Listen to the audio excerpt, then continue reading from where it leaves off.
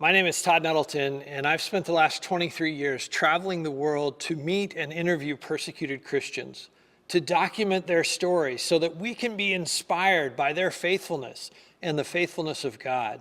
You know, when you ask me about persecuted Christians, one of the first people that comes to my mind is a Chinese lady named Sister Tong. I met Sister Tong about 6 weeks after she'd been released from prison, where she had been for 6 months because she hosted a house church meeting in her home. One of the first questions I asked Sister Tong was, Sister Tong, tell me about the prison.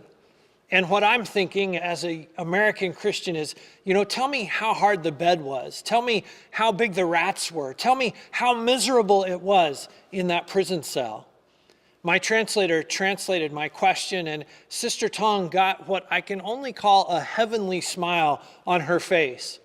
She said something in Chinese, and my translator said, "Oh yes, that was a wonderful time." And I looked at the translator because I thought there is no way that he translated my question correctly, because I asked about prison, and Sister Tong thought that was a wonderful time. There must have been a disconnect. But the translator assured me, no, I asked the right question, and I translated the answer correctly. And Sister Tong went on to say that during that 6 months in prison, Christ had been so close to her. He had ministered to her in such a personal way. And she also said, there were some other ladies in my prison cell, and they didn't know Christ when I got to prison, but they do know Christ now.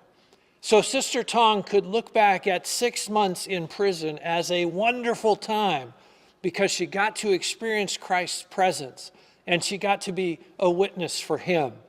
Those are the kind of stories that I want to share with you in the new book, When Faith is Forbidden.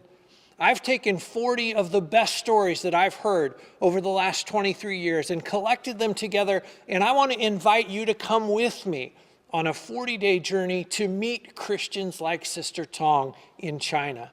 I believe that if you spend 40 days being inspired by the faith of our persecuted brothers and sisters around the world, your faith will be different on day 41.